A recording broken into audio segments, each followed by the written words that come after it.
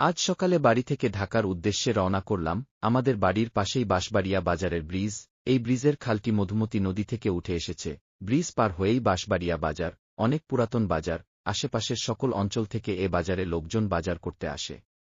এছাড়া ও বাঁশবাড়িয়া একসময় নৌবন্দর ছিল। এছাড়া এই বাজারে একটি বড় মসজিদ ও মাদ্রাসা আছে।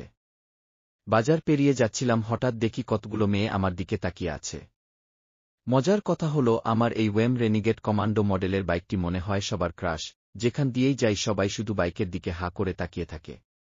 রাস্তার চারপাশে মনোমুগ্ধকর পরিবেশ, একদিকে ফসলের মাঠ, অন্যদিকে নদী, রাস্তার দুপাশে সারিবদ্ধ গাছ, মাথার উপরে গাছের ছায়া, মাঝে মাঝে গাছের পাতার ফাঁক দিয়ে সূর্যের আলো গায়ে পড়ে। এ এক অন্যরকম অনুভূতি। গ্রামের রাস্তার অপরূপ দৃশ্য শহরের কোথাও পাওয়া যাবে না। আর এরকম রাস্তায় বাইক চালাতে এত মজা লাগে যা ভাষায় প্রকাশ করা যাবে না। পুরো রাস্তাটাই যেন সবুজ মায়ের কোলে ঢেলে পড়েছে। গ্রামের রাস্তায় বাইক চালাতে হলে কোনো ট্যাক্স ও টোল দিতে হয় না। এর পরিবর্তে গ্রামের সহজ সরল মানুষের ভালোবাসা পাওয়া যায়, যা আপনি কখনোই টাকা দিয়ে কিনতে পারবেন না। ওই যে সামনে যে ব্রিজটি দেখা যাচ্ছে, এটার নাম লেবুতলা ব্রিজ। মধুমতি নদী থেকে উঠে আসা আর একটি শাখা নদীর উপরে এই ব্রিজটি অবস্থিত।